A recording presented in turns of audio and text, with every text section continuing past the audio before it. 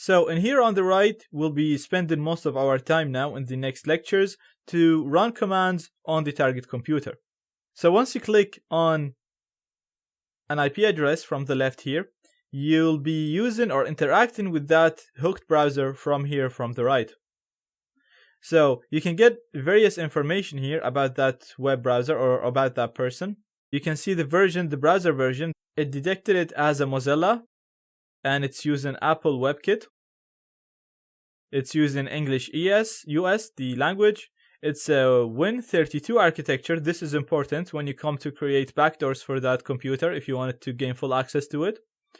You can also see the plugins installed on that browser. Again, useful to try maybe spoof them and ask the person to upload that plugin, and we'll see that in the next lecture.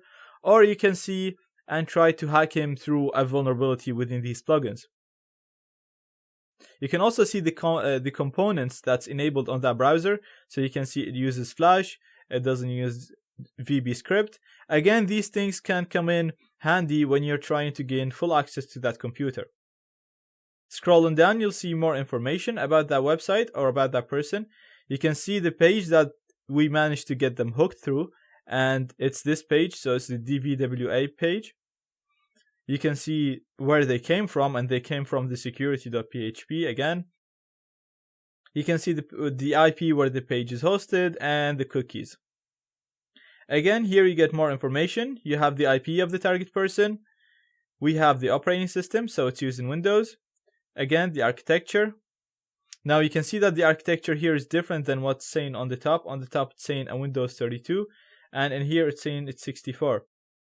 Now on the top is actually the architecture of the browser. So the browser is a Windows 32 bits, but the actual CPU on the computer is detected here, which is 64 bits. Again, this comes in handy when you're creating backdoors for that computer.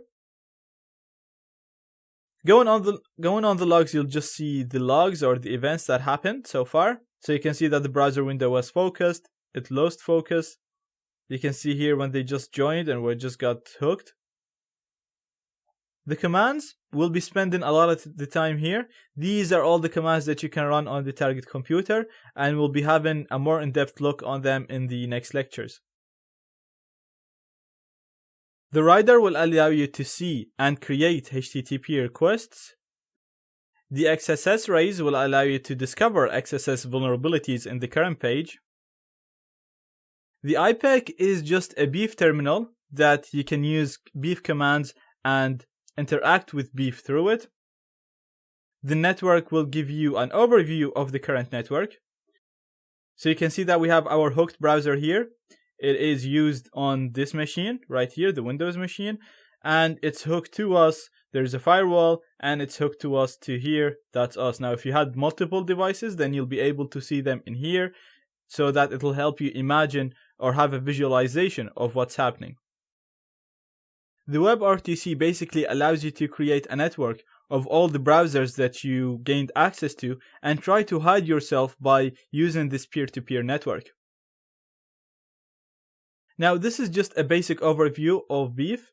In the next lectures, we'll see how to interact with the hooked browsers, how to run commands, and even gain full access to the connected computers.